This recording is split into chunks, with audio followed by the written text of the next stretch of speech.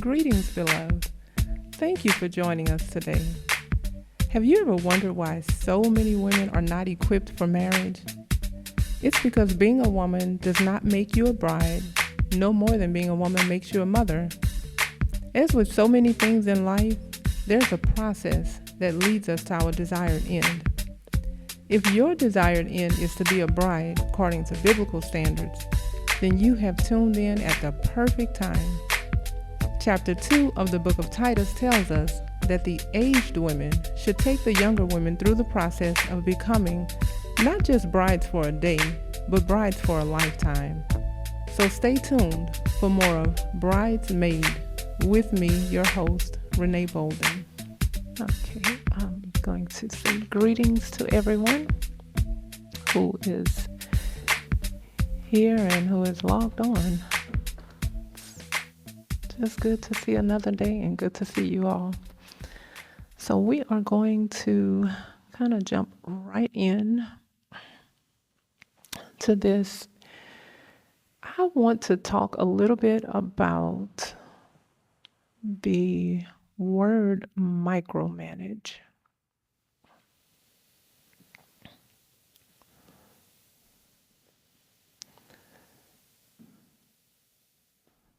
So we're going to talk about the word micromanage because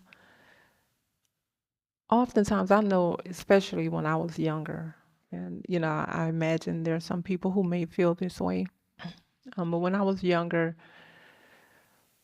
I think I thought of that word in a negative manner.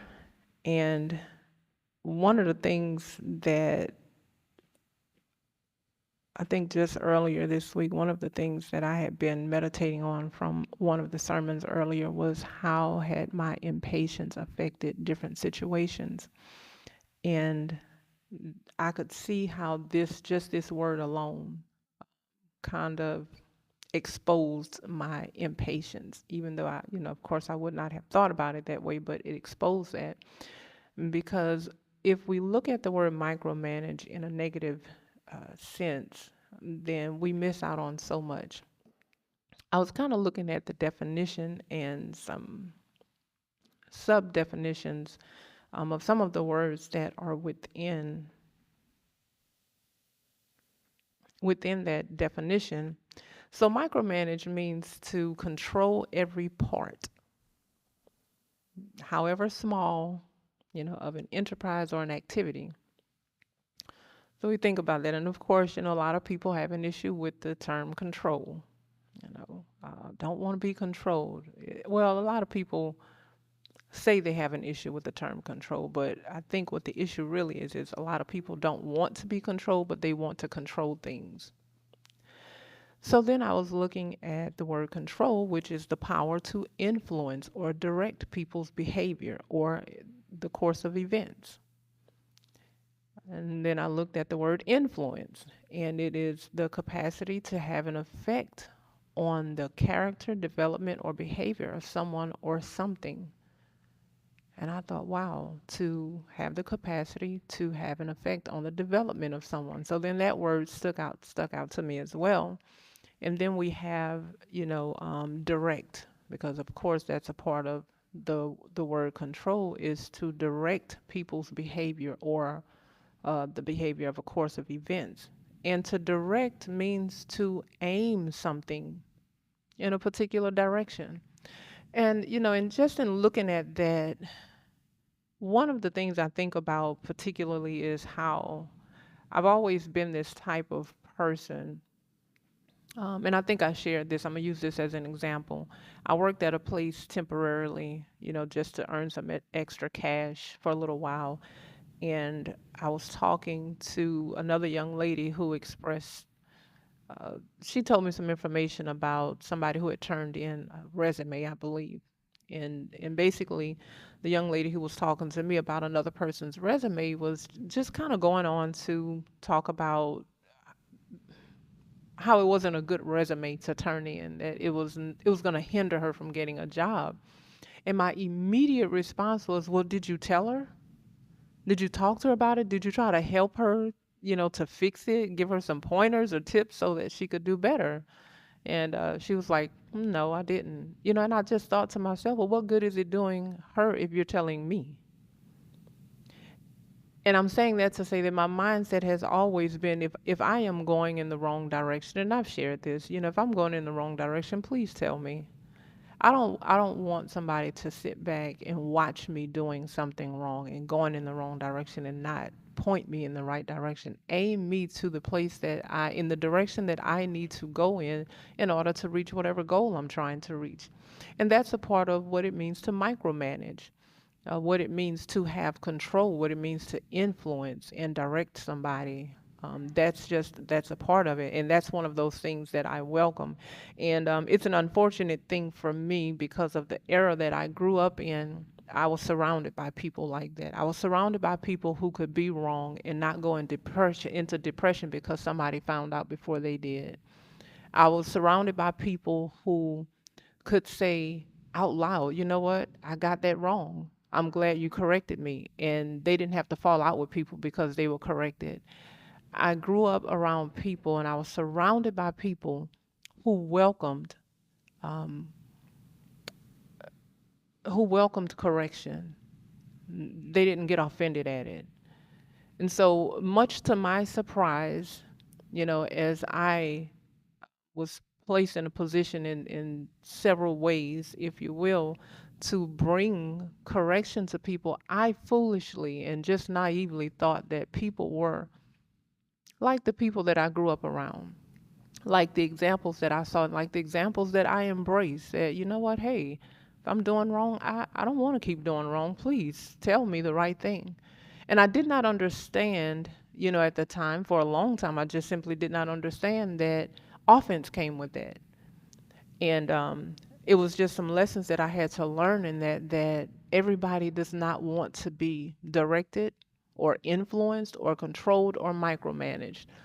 Much like I saw micromanagement in a negative way, a lot of people see that. And I would say, like for us as believers, that we have to really take a step back and take a look at how we have responded to micromanagement at any point in our lives.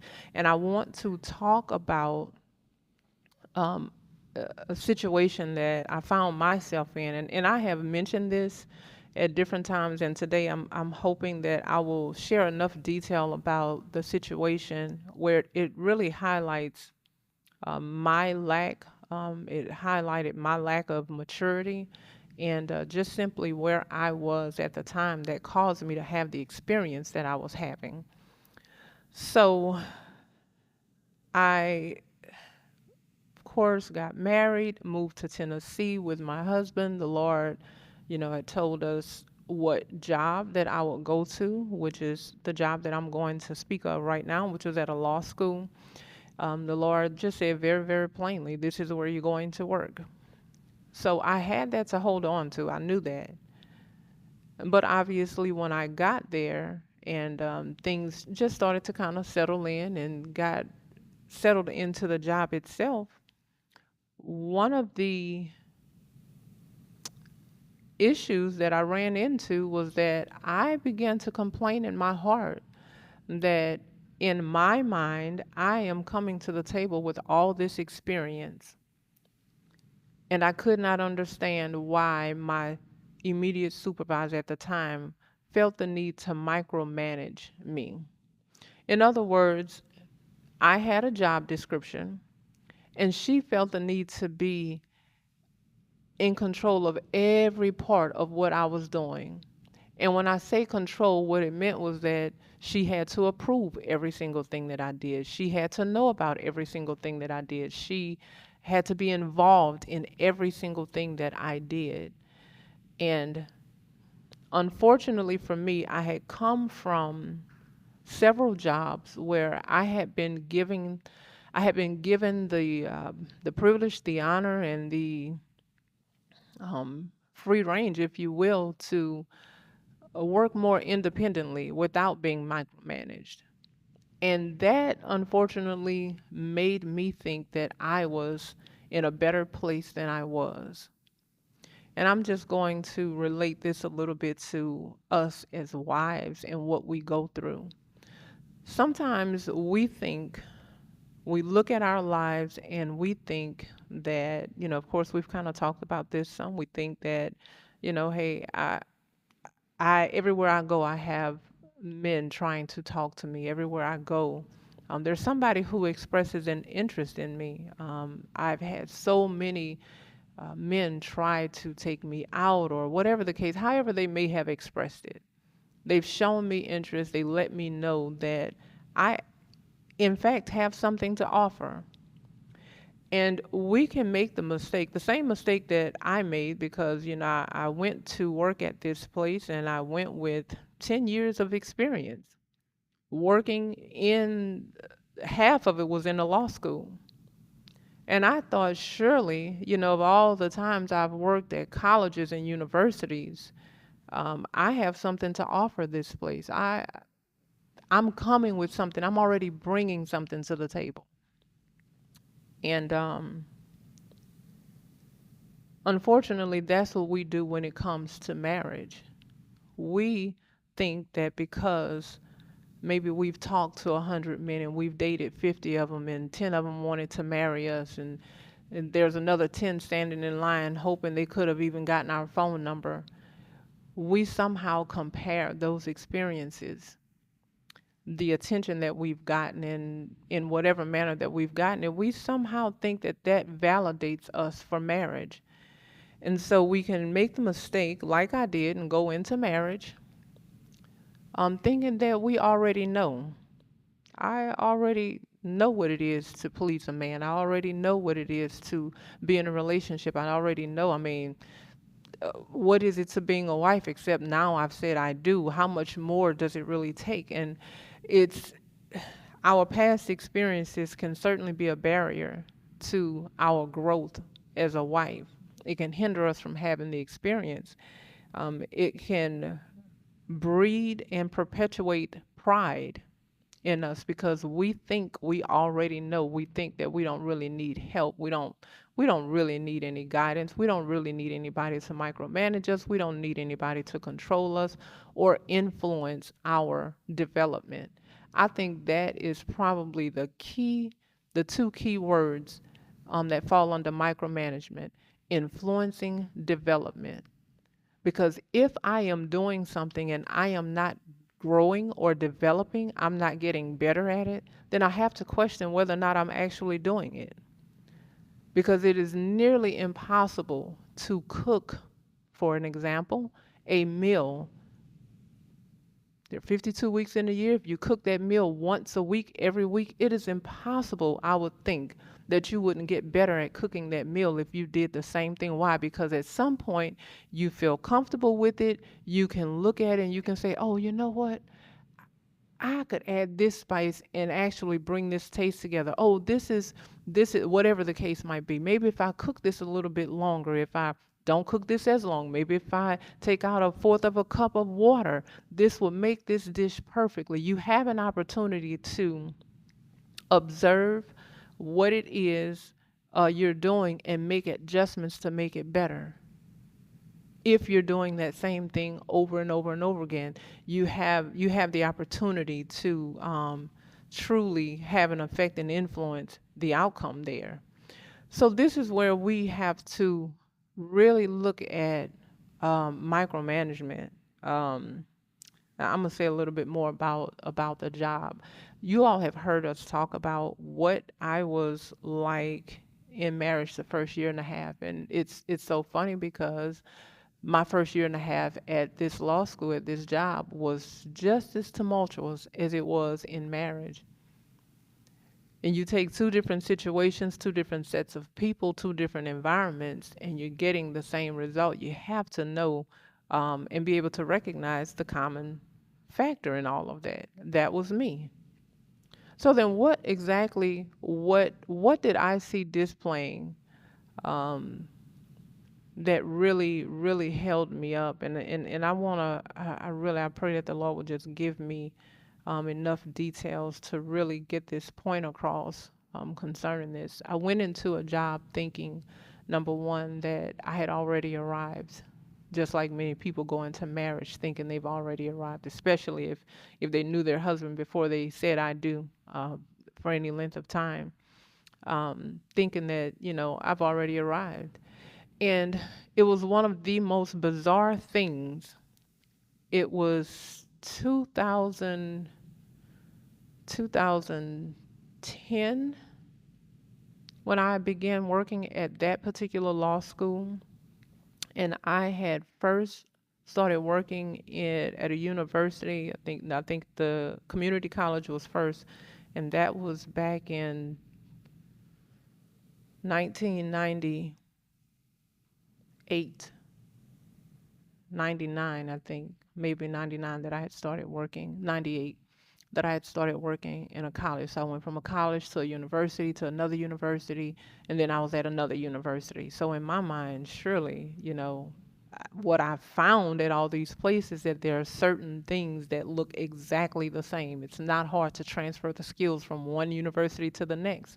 And what I found when I went to work at this particular law school, most bizarre to me, it was absolutely nothing like any place I had ever worked before. It was nothing like it. There were a few things like fall semester, spring semester, summer semester, a few things. And I found myself struggling with what I thought I knew versus what I needed to know. And I could not reconcile in my mind for the longest, how is it possible that for over 10 years I worked at several universities slash colleges, and everybody was doing things so similar that I could just easily go in and fit in, and here I come to this university, and why is it so different? So the first reason I was fighting, and this wasn't on the forefront of my mind, but the first reason that I was fighting is because I deemed my experience and my information to be correct over what was being set before me. Never mind that I can clearly see that what I had to offer was not going to work. But you know what? If you all would just do this the way I'm accustomed to it being done, we could all get along just fine. I had a mind that somehow I was going to go into a new system and bring my old thought patterns, my old experiences, my old ways, and that I was going to get the same outcome. And I look back at it now and I think, isn't it the wisdom of God to tell me this is the place you're going to work at, and when you get there, you're going to find out that everything you thought you knew, you can't use it there. You have to learn something new. Everything that you thought you were going to be able to bring there, you're going to have to lay it down. You're going to have to wipe the slate clean so that you can be taught something. And that is exactly what happens when people get confused about dating and marriage. And they think, well, I mean, hey, I know how to make myself look good. I know how to attract a man. I know how to take care of a man. Yes, we all know how to take care of a man that we're dating because we're only seeing him once a week, maybe 2 or 3 times, which is not the same as being responsible for caring for, loving, tending to somebody 24 hours a day. Few hours, okay, yeah, we go out on a date, we hang out, watch a movie or whatever, you have a few hours a week versus the responsibility that comes with being with somebody 24 hours a day. It's just completely different. And it's way too often that we are taking that mindset into marriage, and God is saying, I just place you on a different playing field. What you thought you knew is not going to work. What you thought was working, it wasn't really working. And now that you're in marriage, you're going to have to wipe the slate clean. You're going to have to learn how to do this because God Himself will make sure that it fails. He will make sure that it doesn't make sense when you try to put that round peg in the square hole. That's what it's gonna feel like. And so there I was in this position. And I was faced with, doing one of two things. I could buckle down and I could humble myself and I could say, you know what? I'm going to have to just simply learn this. I'm going to have to do that. And eventually I was humbled. I don't know that I humbled myself, but eventually I was humbled. Why? Because I was the one sending out emails too soon with not enough information, not communicating enough, not asking, is this precisely what you want to say? Did I understand you correctly? Let me read this back to you. Let me repeat this back to you to make sure. And I was the one always sending out these emails saying, correction. No, this is what it should have said. Oops, correction. Imagine sending out information to maybe 400 people, and then you have to keep correcting that. And sometimes it was multiple corrections in one day because I thought I knew. I thought I had the answers already. So you talk about being humbled.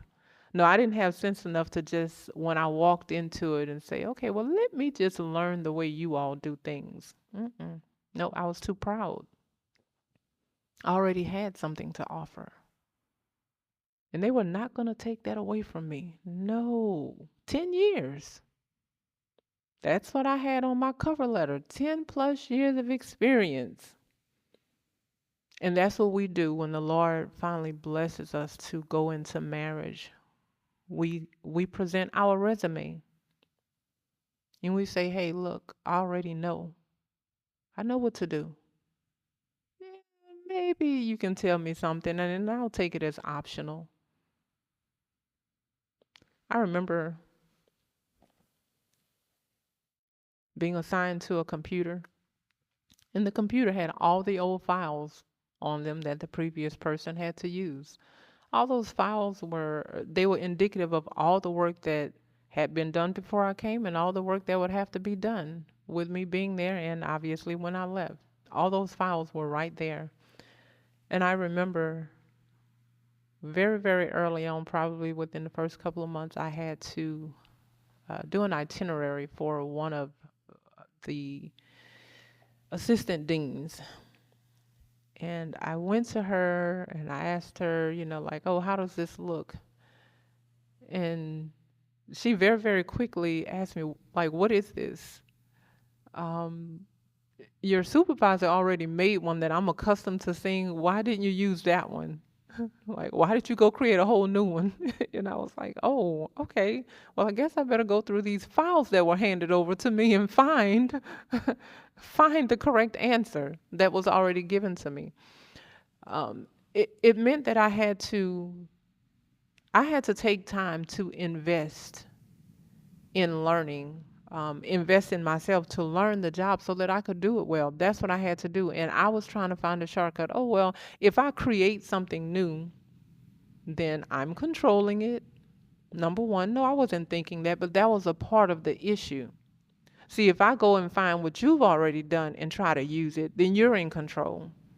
If I go and find what you've already done, then I have to abide by what you've set in place. But isn't it easier for me to just create something as long as it have all the information on it? What's the big deal? But except it was a big deal because the person who I was going to hand that itinerary over to, they were accustomed to looking at a specific form where they could find the information on it. And what I had looked nothing like what they were accustomed to. And yes, obviously they were a professor, so they had the um, intellect to be able to go through and find the information, but that wasn't the point. She was showing me that there was somebody who came before you and somebody that you answer to that you need to follow. And I'm not going to let you disregard the work that they put in place for you to come in and set up your own system. No, you need to follow what's here. And she was very, very polite about it. She had a smile on her face. She just asked the question, where's the one that I'm accustomed to looking at? She already made one. Find that one. Why? Because this goes back to what I was sharing before about the younger people have an honor for the older people, we need to have honor for those who have gone before us and paved the way and done something.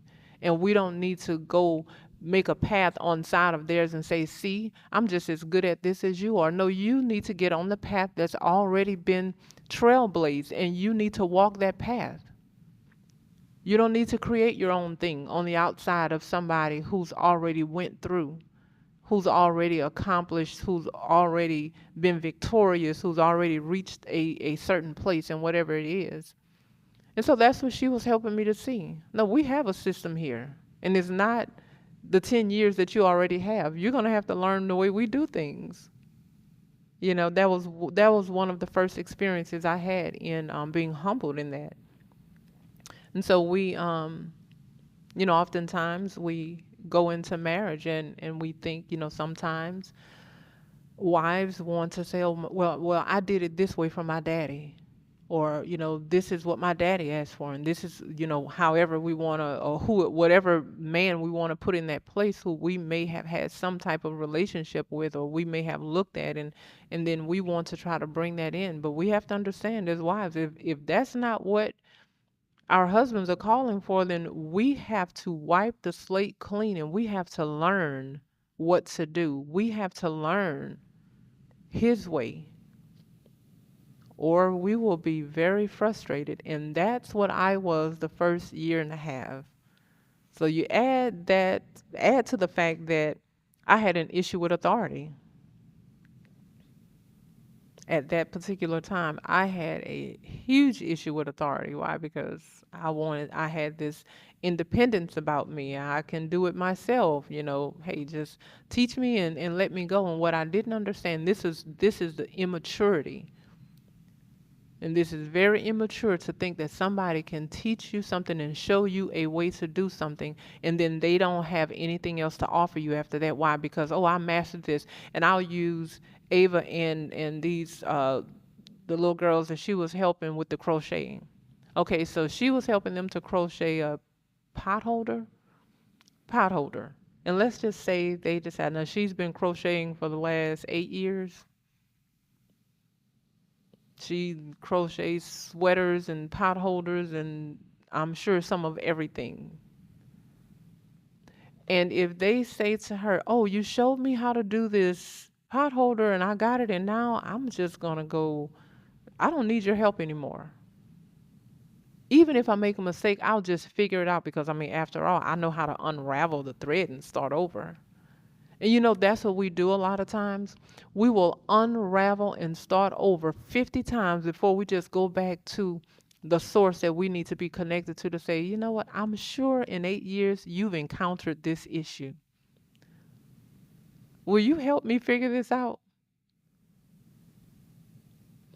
And I'll use it as another example. Just a moment ago when we were doing the testing for the recording for this, and I needed to log into Skype. When I open up my computer, my Skype is already logged in. I don't have to think about anything. I just press the button and it comes up. And so, Apostle Bolden was, and I asked him, where was I logging on to? He told me to his account. And then I was like, wait a minute. Usually when I log on to his account, I'm on his computer. So I'm not literally logging in. I'm just opening up the computer and it's there. I click the button. So I was like, I did not spend the next 10 minutes trying to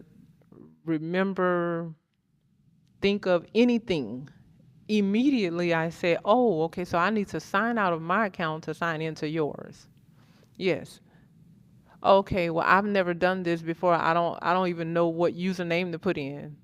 And then he told me to give him the computer so he could do it. So I didn't waste 10, 15, 20 minutes trying to figure out anything on my own. I recognized I knew how to open up the computer. I knew how to click on the Skype button, and I knew how to sign out of my account. And that was as far as my knowledge went on that. So I need your help on the rest of this. So I didn't waste time trying to pretend I know. I don't know what to do after this, so could you help me?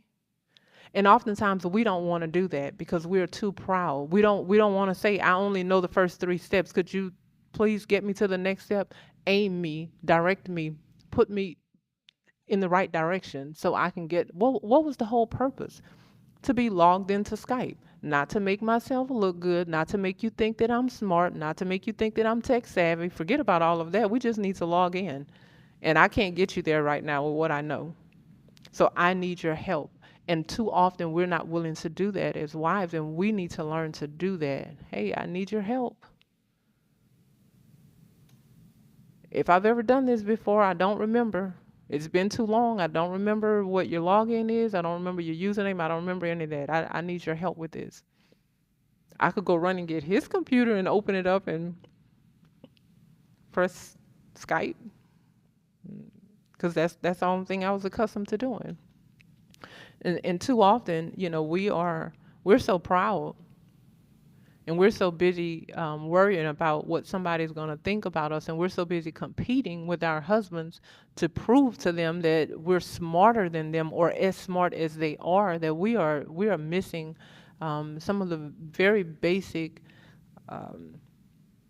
character development opportunities that we need, not only for ourselves as wives, but also to be able to pass it on to our children. Because I want us to think about something, just going to put this in really quick. If I'm proud and I won't ask for help, that's exactly the message I'm going to send to our children. Be independent, be proud, don't depend on anybody, don't ask anybody for anything, figure it out yourself, so on and so forth. So then we start a whole new generation of people who are proud, who are going to mess up more than they get it right. And when you do that, you don't have as much to offer to a situation. You don't have as much to offer to your marriage. And case in point with me on the job, every single time I had to resend an email, that took up my time and somebody else's time who had to read it and correct me. So I want you to imagine, to construct an email, usually it's going to take at least 30 minutes. And anybody who's worked in the office understand, like, you have to read it, you have to reread it, you have to proofread it, you have to make sure what you're saying makes sense to everybody who's going to read it. You have to make sure you're getting the point across. You have to take your eyes off of it, take a break, go back. So if I'm at work 8 hours and I just had 3 mistakes, I just spent probably about 3 hours not only constructing the email, sending it out, but then having to redo it if I did 3 in one day. So do you see how you can waste time and resources because you don't want to just ask questions up front? You're too proud. I don't want to look at. Listen, I started telling my supervisor, and this is one of the 5 that I had. I think 1, 2, 3, 1, 2, 3, 4, 5. I had 5. This was one of 5 that I had. But this particular dean, she and I worked very, very closely together. And I told her, I was like, listen, if you need to correct me on anything, just please correct me. You don't have to tiptoe. I just want to get this right. So I don't want you to feel like you can't just tell me something. If I got it wrong, just tell me I got it wrong. And there were times she would be explaining something to me, and I'm standing in her office and I'm writing it down. The one thing I understood was that she and I were from 2 different worlds, completely. She was a professor. She was on a whole nother level than I was. Then she was an assistant dean. That was a whole nother world. And the only thing I'm doing is trying to get to a place where I can assist you. But I understood we were from 2 different worlds and we spoke 2 different languages. So sometimes she was telling me things and I'm writing it down and I repeat it back to her. And she was like, that's not what I'm saying. And I was explaining to me like I'm a 5-year-old. Just tell it to me plain, because I am not understanding what you're saying. And I had to be okay with saying that in this moment, I'm not grasping this. But also, I had to be okay with myself enough to know that that does not diminish me as a person because I don't understand this particular thing that you're saying to me. Just help me understand. I'm not trying to look like anything. I just want the understanding. And sometimes we make the mistake of, and this is what happens when wives are not connected to their husbands. They don't have the respect that they need for men, period. I'm not even going to say authority. I'm just going to say men. Sometimes we try to have respect for women in authority. We try to have respect for processes that we benefit from. We attempt to show respect for things that we believe in, but too often we don't have the respect for men that we should have. And it shows up in our inability to just ask for help, to say, you know what, I don't want to waste time. I just really want to just get this right. I don't want to spend a whole lot of time with you having to bring me back to square one 10 times to get something that, I could just find an aged woman and say, hey, what is this? What am I doing? How do I need to handle this? So on and so forth. Or sometimes it may be your husband, just like it was my husband today. But we have to get out of this mindset of being too proud to just ask for help, and in it being able to maintain your person. We should be so connected to our husbands that we know that we already have an identity. We should not be married and still trying to find our identity. That is a contradiction to what marriage is. We should not be married and still be insecure. That's a contradiction. Your husband is the one who's providing that security of who you are. But if you're married and that's a struggle and that's something that you haven't caught hold to, and this is what I'm saying. If wife is connected to the husband like she is supposed to be, then every time she gets corrected, she's not going into depression. If she's connected to her husband like she's supposed to, she knows who she is. It doesn't take anything away from her being a wife. Oh, I know that I'm still a wife even though I messed this up. I'm going to give a really good example. And this is after almost 15 years of marriage, 15 years of being together. Sometime over the last 4 months, we have gotten pizza 4 times. At least 2 of those times, possibly 3 times, but I know at least 2 of those times I had gotten the pizza and put it in the oven, and my husband was like, what pizza did you get? And I told him, and it was just like I think pepperoni and the 3 meat pizza. And he was like, oh, you didn't get the Supreme this time? He said something about the Supreme that made me think that he would have eaten it. The reason I didn't get it, because in the past he would eat it, but wasn't necessarily interested in eating it. And so he asked that twice. And then this last time that I got pizza, I was like, well, he asked about Supreme the last time, so I'm going to just go ahead and get it because maybe he's in Supreme mood or something. And so I got it, and he had asked me about the pizzas, and I told him what they were, and he was like, well, I don't like Supreme, so I said, there we go. I could have just asked him before, are you in the mood for Supreme? But I didn't. I did that. And so I just kind of chuckled to myself, and I thought, you know what? Well, people have the right to change their minds and eat whatever they want to eat. And so what I'm saying is that I had one of 2 places to go with that. I could say, you know what? I've been married to you all this time, and I know you, and you're just trying to make me look bad, or whatever. I don't know. You're trying to make me feel bad. Like I don't. Yeah, I mean, I could have said any number of things, or I could just know that what, I'm still your wife, and I'm still a good wife. But obviously, it's food. As much as I love Supreme Pizza, the last 4 times that we got pizza, I was not interested in Supreme Pizza at all. I was only interested in the meat.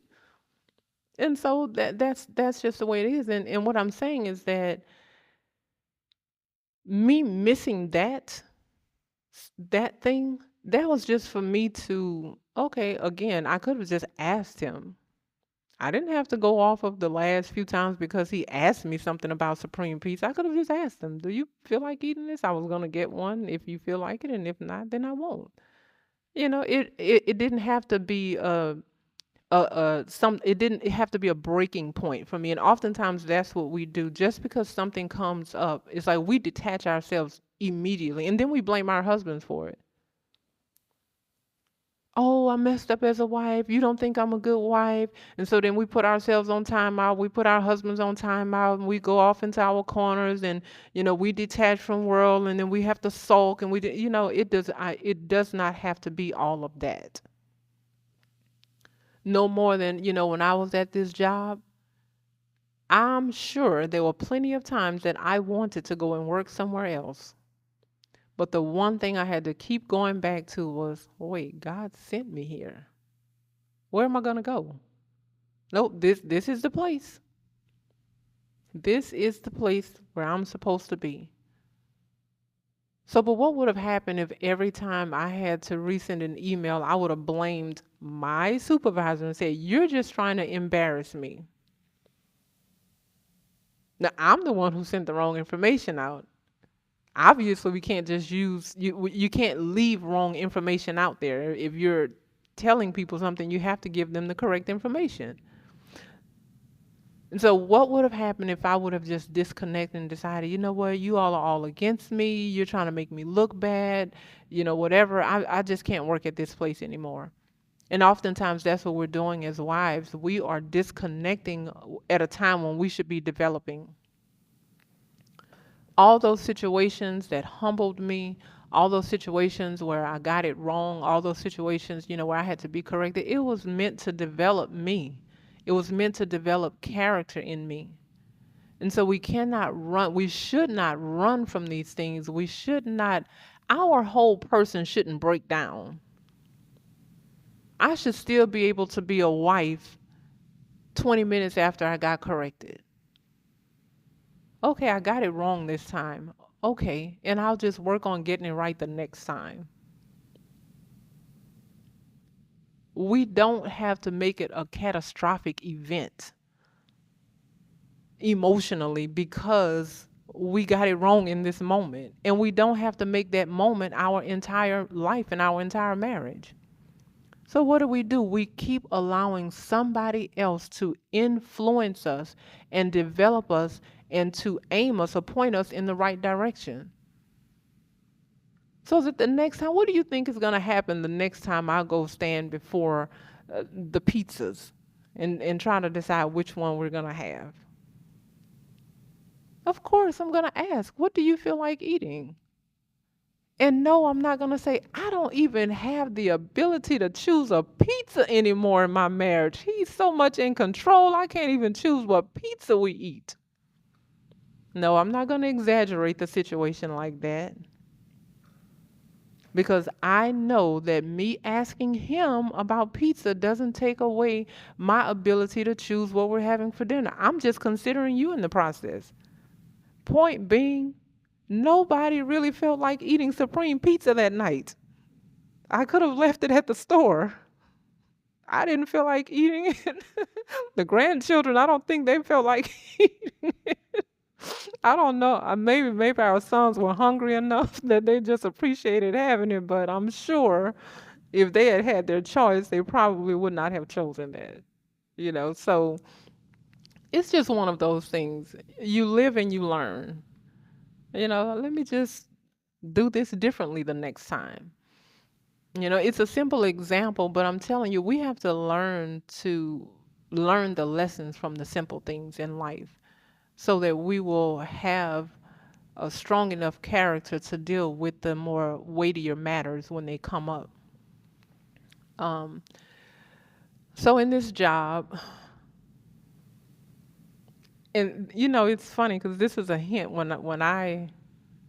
this was like a second interview, I think, that I was doing, and the HR person had excused my immediate supervisor. She left and I stayed in there, and she asked me a question, and she said, the position that you're going into right now, in essence, she said it's lower in terms of, I'll just use the word control.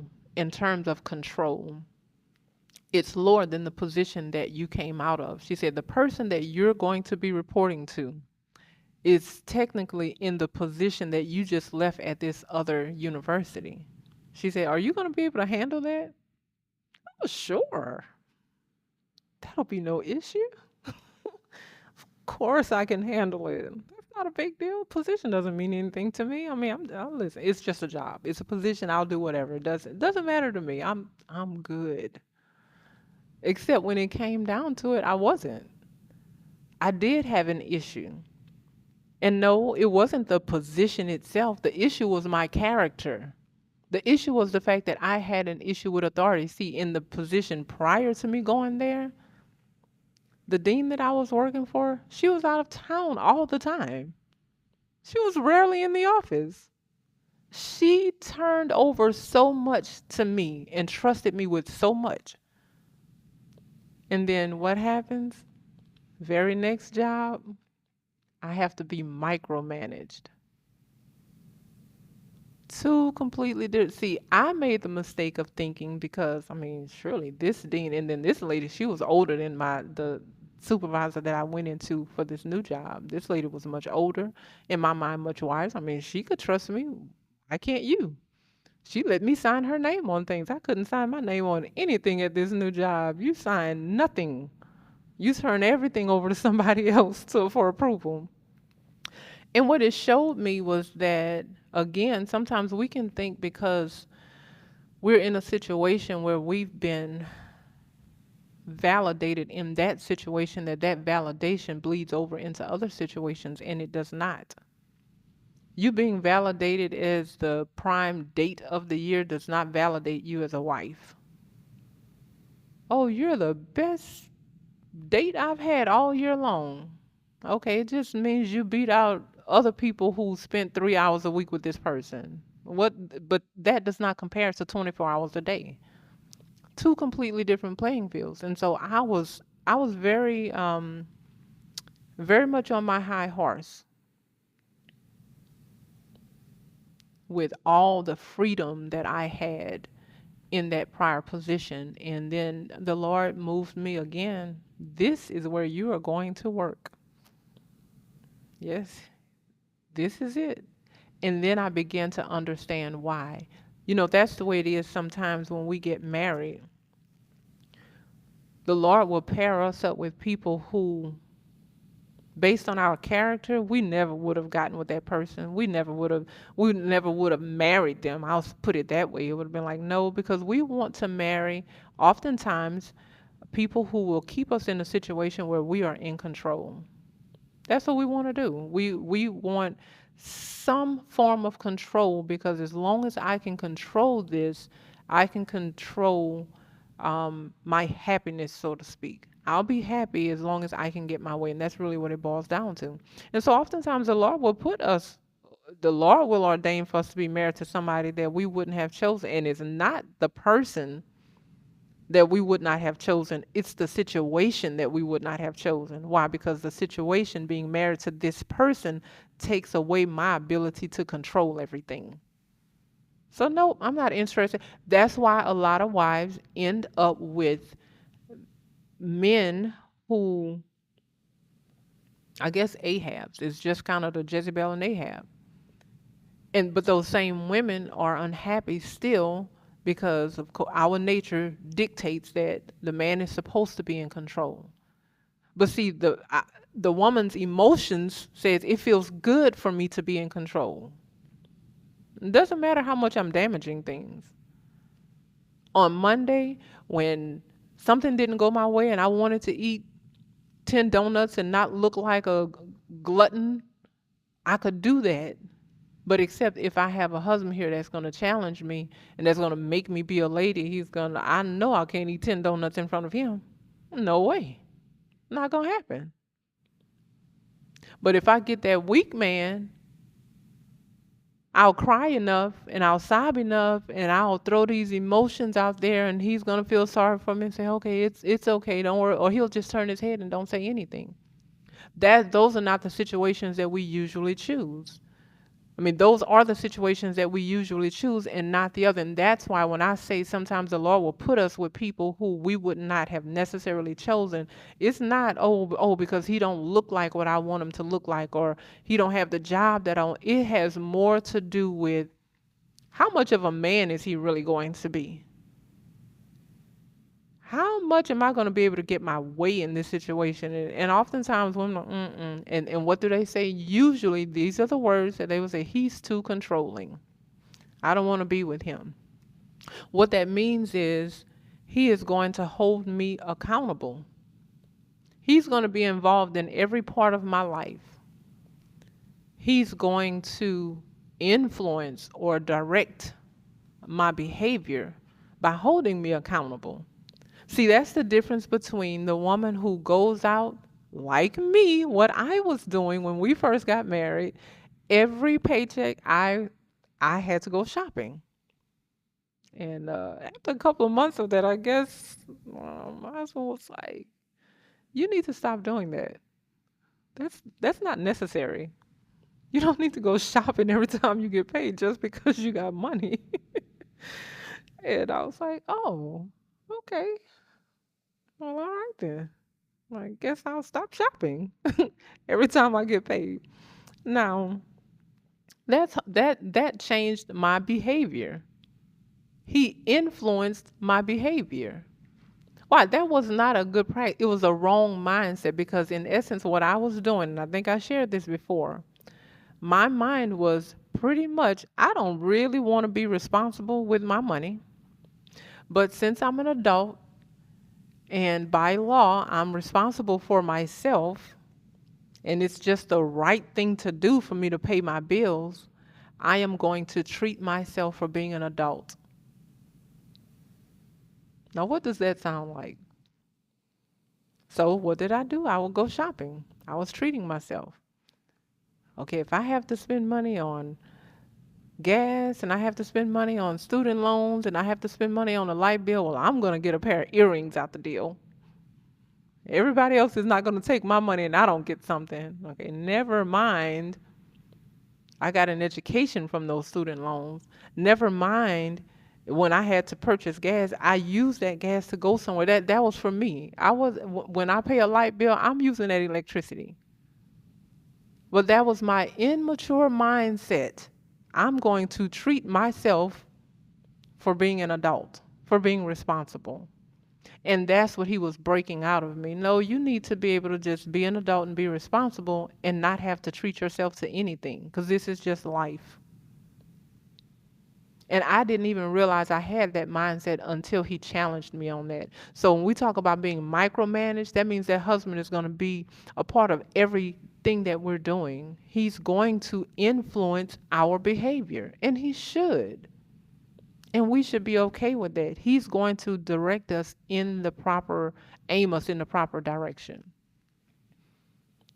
Imagine if I had just kept doing that. I don't even know how much growth would have taken place if I had fought him on that. I don't necessarily remember having an issue with it, but I remember thinking, "Oh, I never thought of that." The idea of me treating myself was so ingrained in me that it just never dawned on me not to. You can get paid in just like, and I was thinking, I don't care if I spend 50 cents. I'm going to buy something for myself. When all along, all of it was being spent on me anyway. But the immature mind was like, yeah, light bill, nope, that's not for me. Yeah, I use the electricity, but so what?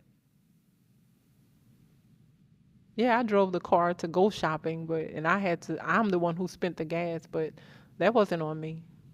So that's just an immature way that I was thinking. So we need that. So I go on into this job, and everything, my immediate supervisor, she's a part of everything. It was so much work though. And think about this. She had her own job description. Her job description was more than just supervising me.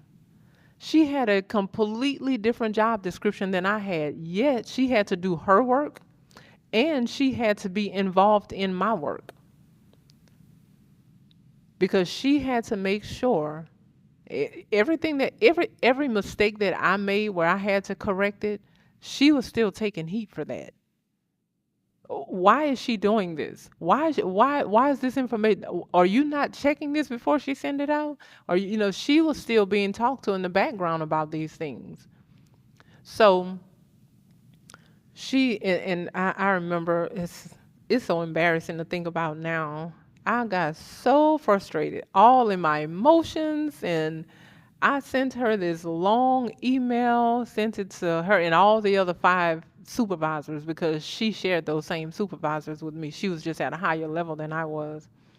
And all of them got this email. Well, I'm just telling her that, you are misinformed about my experience and my ability and my capabilities and what I bring to this office. And, it's frustrating for you to be micromanaging me. You don't trust me. Just all these things that I sent to all of them at the same time. I sent it to her and I CC'd all of them. I want you all to know what's going on and how I feel. They were all mature enough to not even acknowledge that I sent that. I'm sure they all had a conversation off record about me with her. She and I talked about it. And eventually I came to the point of realizing just how wrong I was and, had to ask her for forgiveness. She was a believer, a professing believer. And, I had to ask her for forgiveness, but in the moment, I didn't see where I was wrong. I was blinded by my emotions. I was blinded by pride because I thought, surely I'm bringing you 10 years of experience. You should be trusting me to do something without your hands being in it. Now, you know what my issue was? Now, she was at this job, 5 to 7 years before I even got there. So obviously, she had learned the system. But I had an issue with authority. I had no respect. I didn't have any honor. I didn't have any honor for her position. I distinctly remember rehearsing this in my mind about her. And this is awful, it's evil, but I'm going to expose it because if any of you have ever rehearsed this towards anybody or had the reaction to this, you'll know to get rid of it. I don't I don't respect you as a person. I just respect your position.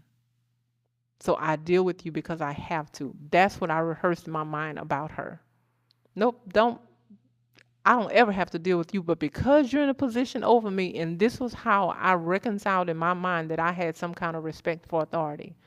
Because I can put things aside and not like you, but I'll deal with you because of the position. No, I was a horrible subordinate for her when I was thinking that way. In other words, you are not going to separate the person from the position and think that you're doing something great. It's not going to happen. But I thought I could. It's like people saying, well, I don't like you, but I love you. Well, if I got a whole list of things about you that I don't like that I can focus on, then I'm probably not loving you either. Yes, I could, but if that's what I'm focusing on, I'm probably not doing that. Because why? Love covers. Love don't have me sitting down making a list of everything about you that I don't like. Love will have me making a list of everything about you that I appreciate, despite what I don't like. So this idea that I can separate the person from the position, well, no, I don't like you, but God put you over me and you're my husband and you're my authority, so I'm going to respect your position and I'm going to support you. No, you're not. You're going to do with your husband exactly what I was doing with my supervisor and giving her fits. And she just, I'm sure she lifted me up in prayer many days,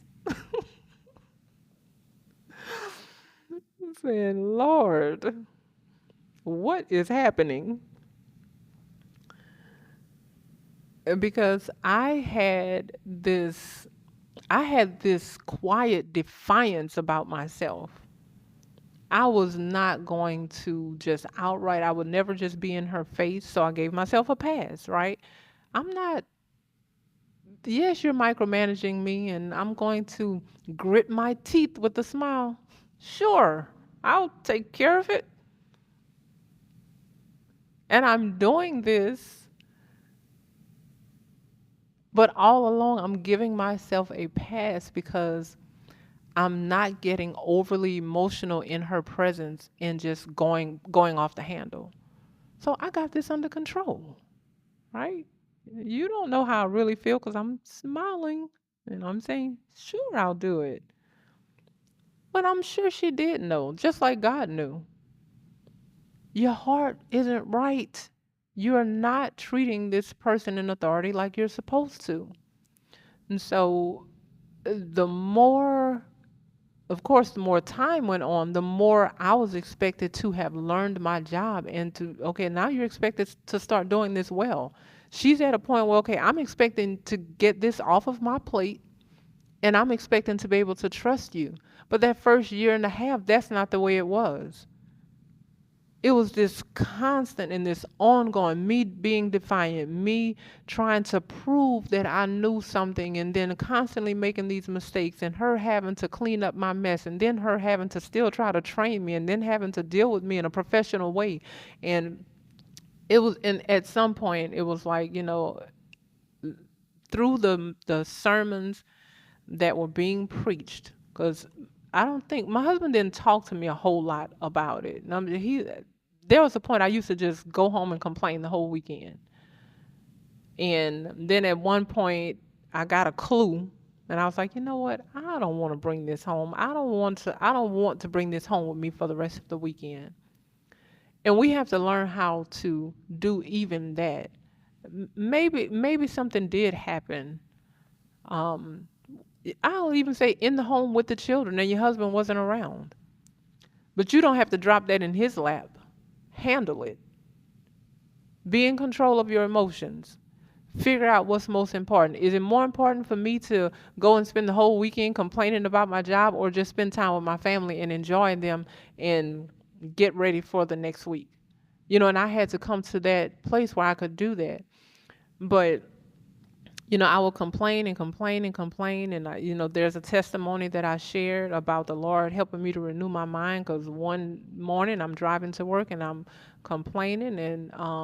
But even in my complaining, I'm like, Lord, I want to do your will, and I want to do things your way. And the Lord was like, okay, but I sent you to this job and you keep complaining about it. That is my will. That is my way. But you can't do it if you're complaining. And I'm telling you, it hit me like a ton of bricks when I was driving. Like, oh, I have been complaining this whole time, even though I knew this was so. It was crazy, this dynamic that was going on within me. Again, because I had this quiet defiance, I convinced myself that I was being respectful to this woman when I wasn't. Because I was showing up at the job and actually doing the work, I convinced myself that I had accepted God's will, but I had not. Why? Because if I'm complaining about the whole process, if I'm complaining the whole time, I haven't accepted it. I'm just forcing myself through the process. But that is not the same as accepting it and actually willingly, joyfully allowing the Lord to develop me in the process, and for Him to get glory out of it. And so this is what we see in marriage. We've gotten offended somewhere, or maybe from the very beginning, I don't know, somewhere along the line, we've gotten offended and we say, oh, I know this is God's will. I remember that confirmation.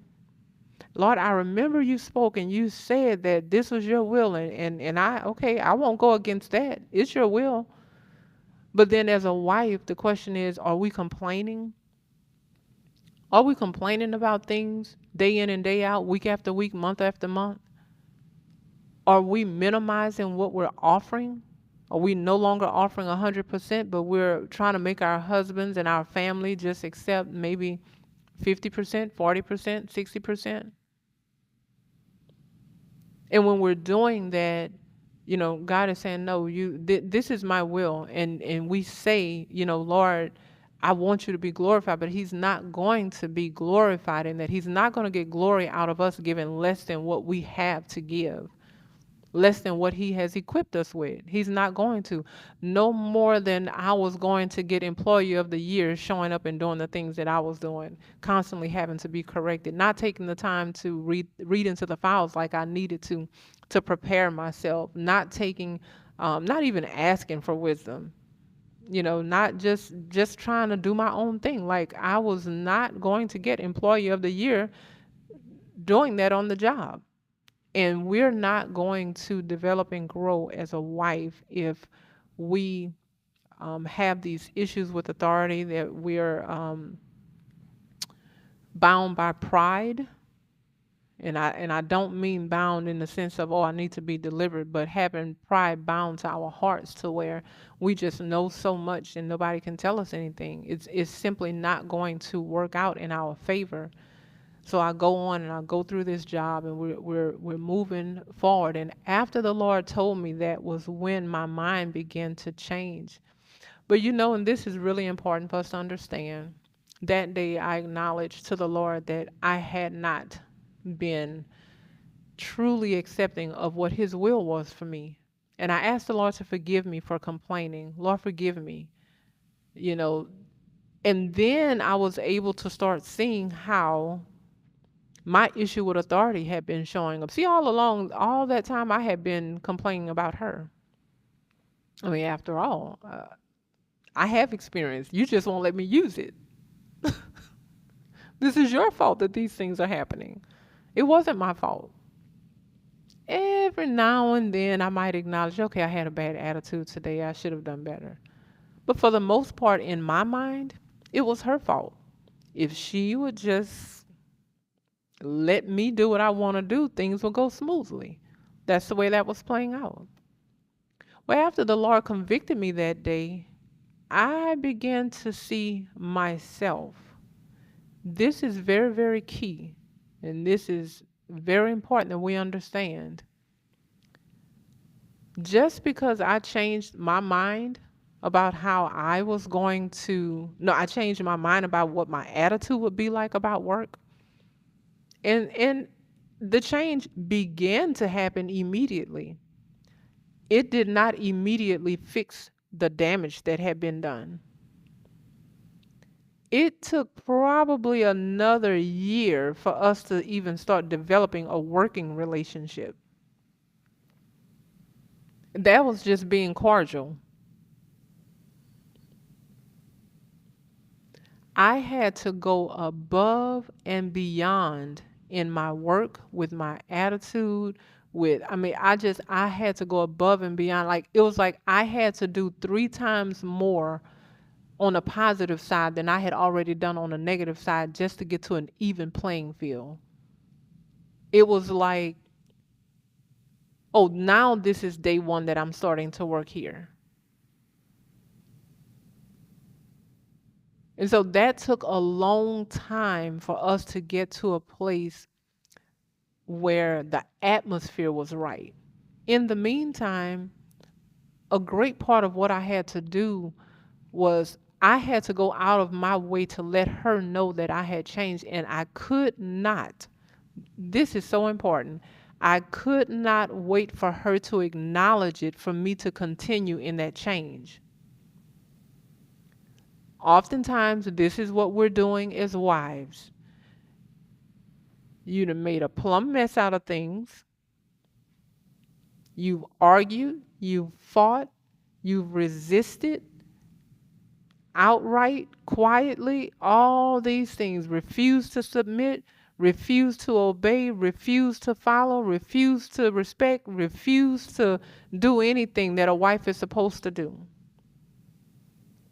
And then when you make up your mind, you want your husband to be excited about it and be happy. And you want him to just automatically just switch with you. And I'm saying to you that that's not realistic. And I'm not talking about forgiveness. When you, with your actions, just like I did with my actions, have shown somebody over and over and over again that this is who I am, and they had to sit back and go through that process for a year and a half, I don't get to tell you after one day of me changing my mind, you need to just expect me to be changed and don't ever remember anything that I've ever done. That's not realistic, and I'm going to tell you why. I'm going to give you an example. So I sent out some emails that had to be corrected.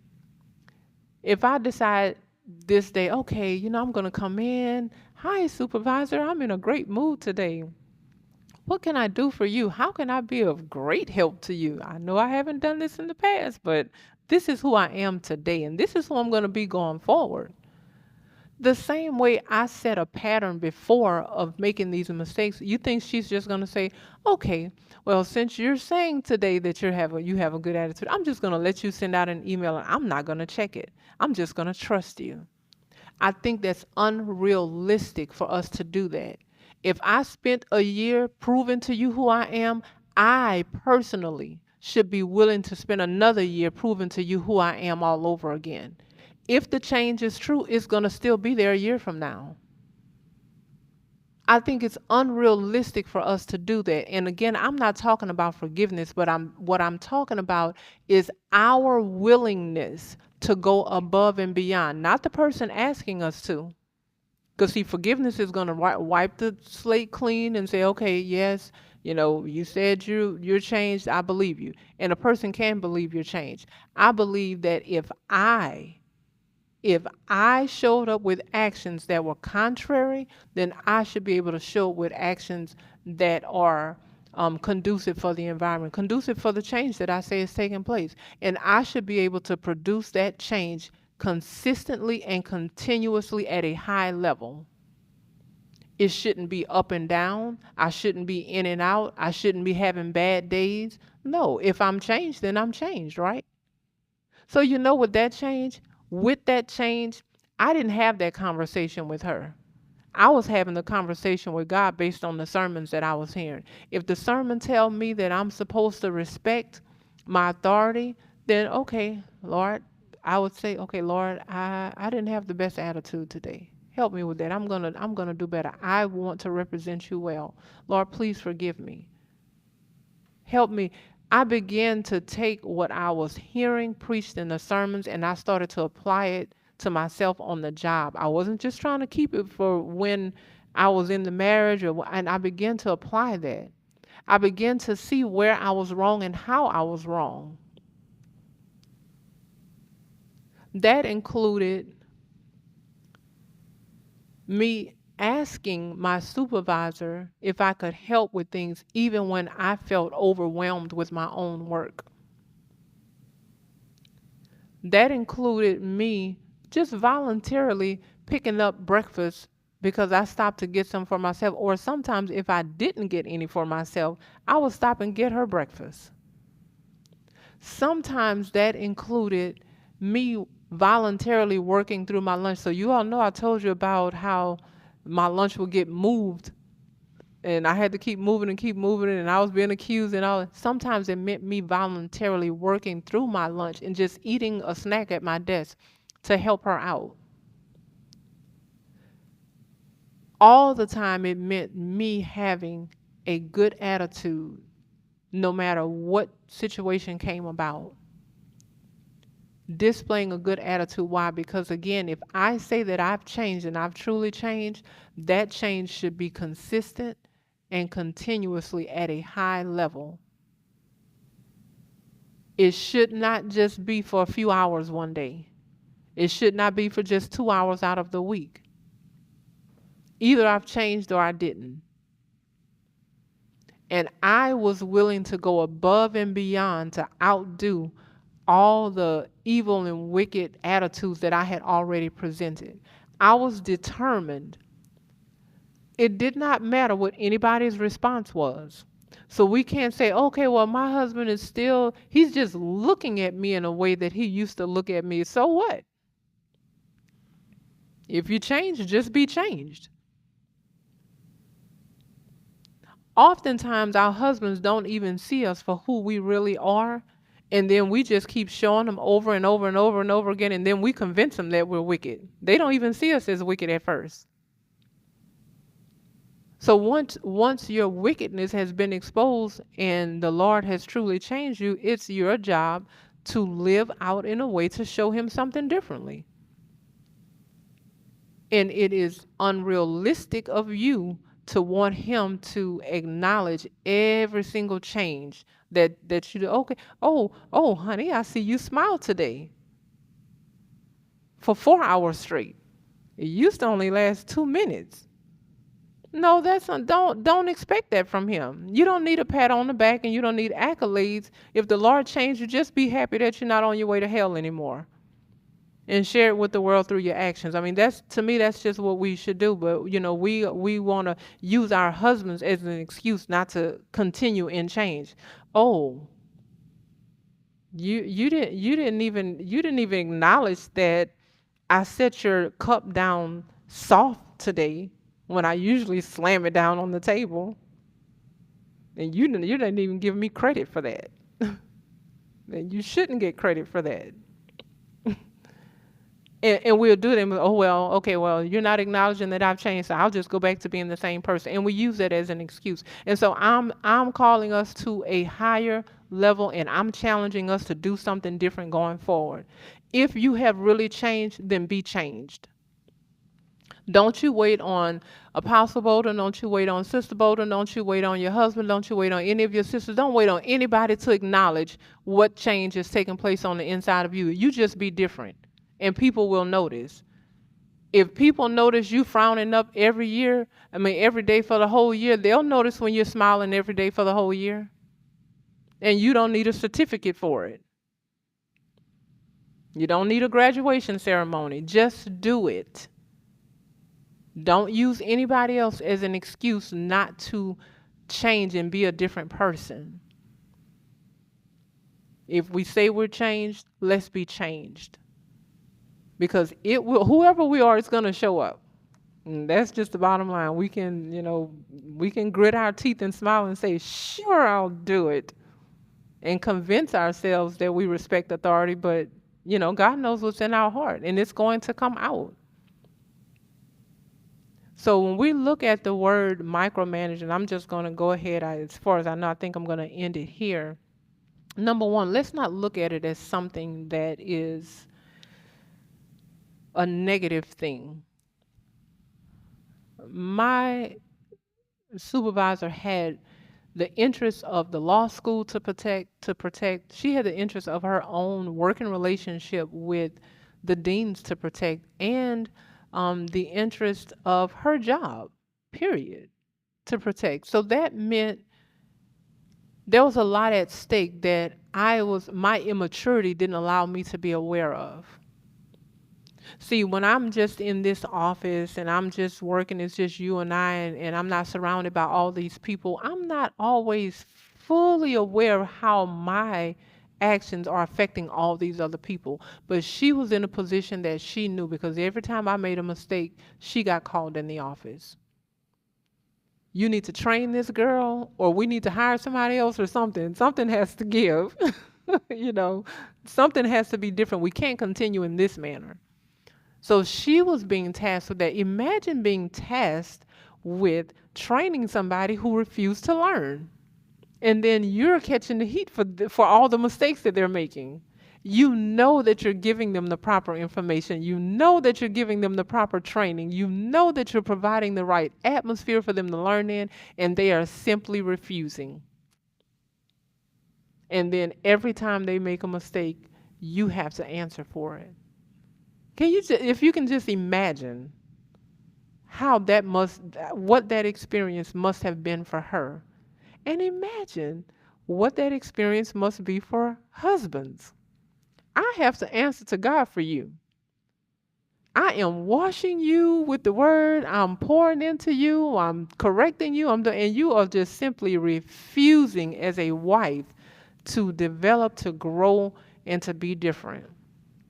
And he has to continue. That's what makes that husband's job harder than the wife. That's what makes him being in control harder than the woman submitting. See, all we have to do is agree. He has the plans, he has the curriculum, he has, the vision, he has all these things that he has to execute. And he knows in the midst of all of that, if you're grown, I can't make you do anything you don't want to do. But yet I'm still going to be responsible for answering for your actions. We need to let that sink in just for a moment. We can make life easy breezy, or we can make it very, very difficult for people, especially our husbands as wives. And I don't know about you, but I've said this before on many, many occasions. If I am going to be in a situation, I just simply want to make the best out of it. I don't want to make it worse than it have to be. I want to have a good experience, and I want the people who are in the situation with me to have a good experience. I'm not saying that I always did that right. But now that I'm more mature and I can look back and see some of the silly mistakes that I've made and some of the silly mindsets that I've had, that is my mind. And I wouldn't want to live in a chaotic situation that I, at the very least, have the ability to bring something positive to it and possibly change it. And that's what we need to look at. I think the last thing I'm going to share is, I guess I'll just kind of bring this full circle, that the micromanaging that she did was to protect the integrity of the school. Ultimately, that was the big picture. Because what I did in this office went up to the next level, up to the next level, out to the public, and it creates an image to people. So she was protecting the integrity of the school, and she came to a point where she could trust me. We developed enough of a relationship, a working relationship, that she could trust me. Again, the burden was on me to show that I had changed. That meant my actions and my attitude had to be consistent and continuously at a high level. Consistently and continuously at a high level, not mediocre, not barely making it, not almost there, on the mastery level. I had to be willing to go out of my way to say, hey, I really have changed. But not with words, with my actions. And that's what we have to do. It has to be with our actions that we show the difference in what we're doing. And so the micromanagement, because she was willing to be selfless. She had to be. She had to be selfless to deal with me. Do you know that she really had it within her ability to say, this isn't working out? That became a new thing a couple decades ago, where a job can say, you are no longer a good fit. With no explanation, they can let you go. They don't have to blame it on anything. They don't have to say you came in too late too many times. They don't have to say your work was awful. They don't have to say any of that. They could just simply say, you know what?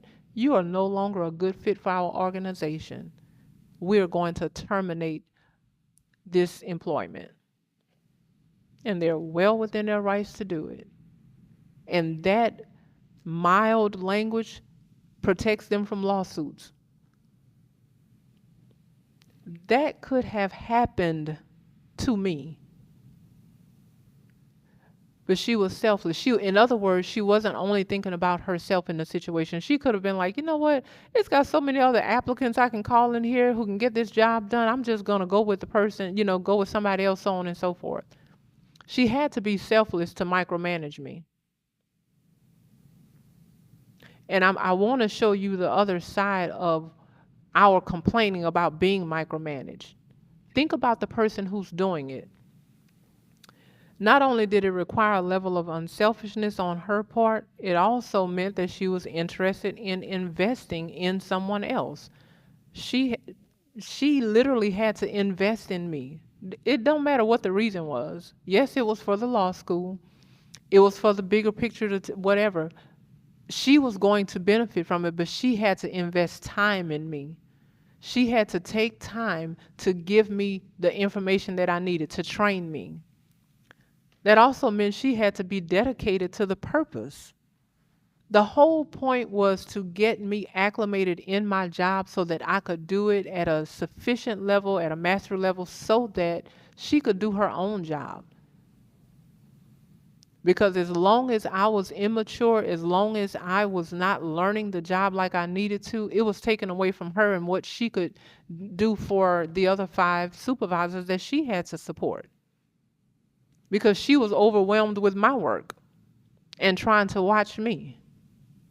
So she had to be dedicated to the purpose. In other words, again, The purpose for which I'm doing this is bigger than how I feel in the moment. And the other part was she had to be willing to pick up the slack until the training was complete. Because she was willing to do all of that, and I want you all to think about this in terms of our husbands, and when we feel like, oh, we're being micromanaged, you're in every little thing I do and all of this, it's because he is looking out, he's looking at the bigger picture. He's trying to protect the integrity of the marriage that's going to affect future generations. He's trying to protect the integrity of the legacy. If we don't get this right, we're not going to have anything to pass on to our children. If we're living in turmoil, our children are going to grow up in turmoil. And then they're going to be chaotic. And they're just going to perpetuate this chaos in their own lives and into marriage. If the husband is not dedicated to the marriage and what the Lord has called him to, then there's no vision. There's nothing to hold it together if he's not dedicated. If he's not willing to pick up the slack, in other words, I'm not going to let it all go just because you're not doing well. I'm going to find a way to get this done until you learn it. A lot of times, and sometimes there are husbands who, a wife might have heard the husband say, don't worry about it, I'll do it. No, that doesn't mean that he wants to become his own wife. What it means is that he's giving you grace for you to grow up, to mature, and get to the place that he needs you to be without letting everything fall apart. But that's not your cue to bow out and say, okay, well, you got it. No, that's our cue to step it up and do better and learn better. And so that's what the micromanager looks like if we will see them in a positive way. That's what they're doing. And how do we get the results that we want to get from being micromanaged?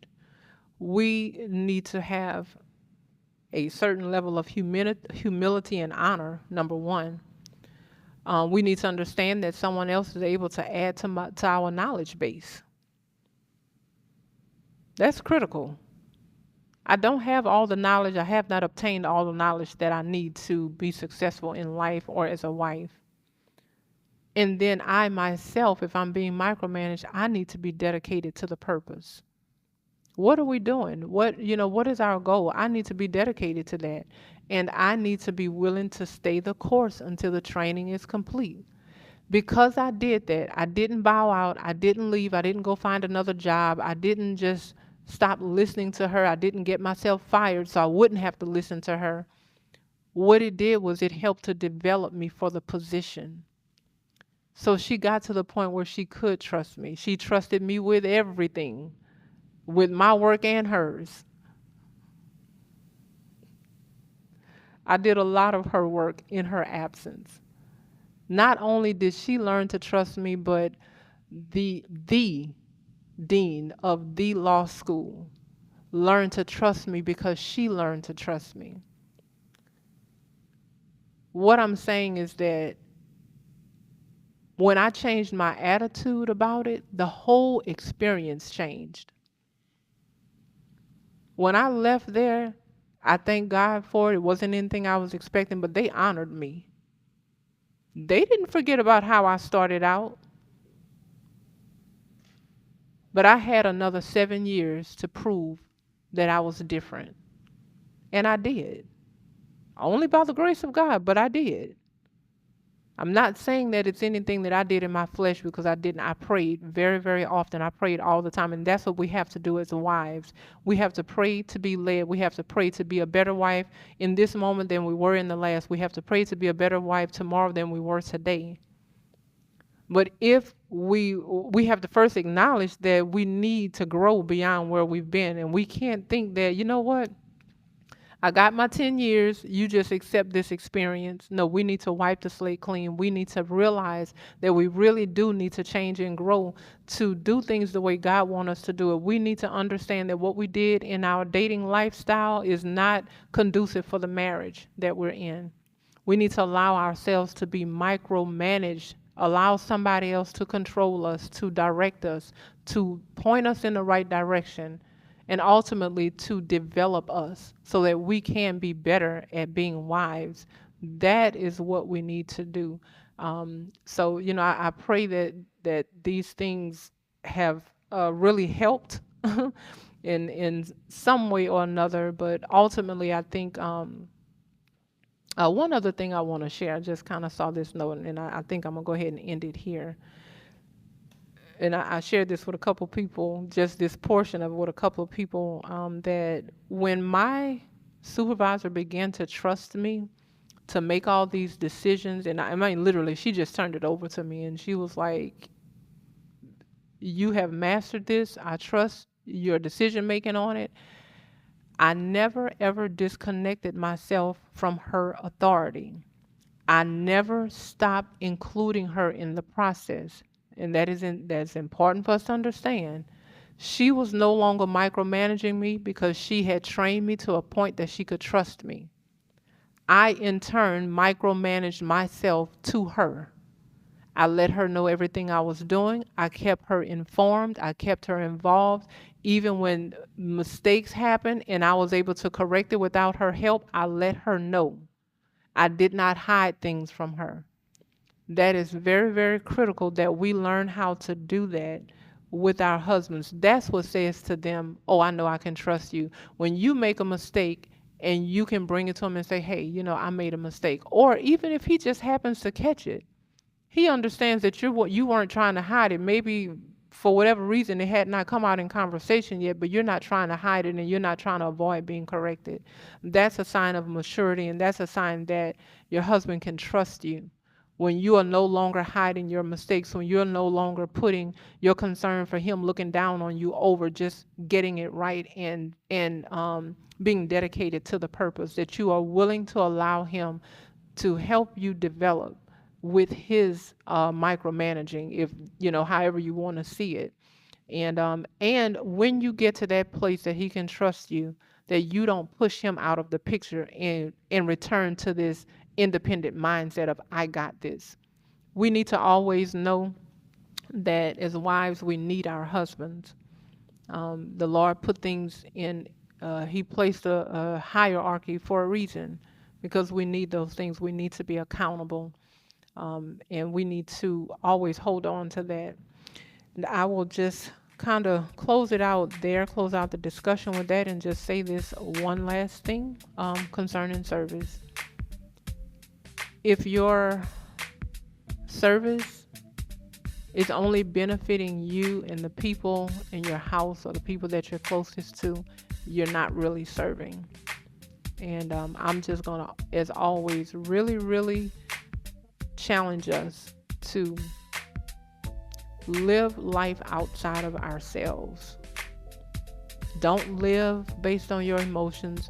Live life for other people, and live in such a way that people can benefit in a positive way. And if we know that we haven't done that, it's even down to our attitude. If we know that we've been constantly just giving off a bad attitude, just help change somebody else's experience with you by having a good attitude. You can start there. You don't have to start with giving out food to the homeless. Just start with your attitude and the experience that the people around you have. Just start there, and we can take it from there. Again, let's live for other people and outside of ourselves, and ultimately let's live to make God look good to people. Also, let's bow our heads and pray. Heavenly Father, we thank you so much for safe travel. We thank you, Lord God, for watching over us as we slept and allowing us another opportunity to come together. I pray, Heavenly Father, that the things that you have pointed out to us, God, that we will take it seriously and that we will apply it to our lives. We pray, Heavenly Father, that you will be with us and lead us throughout the rest of this day. And as we meditate on the things that you speak to us from week to week, God, that we will hold on to it as well and not let just the cares of this world take it away from us. In the name of the Lord Jesus Christ, we pray. Amen.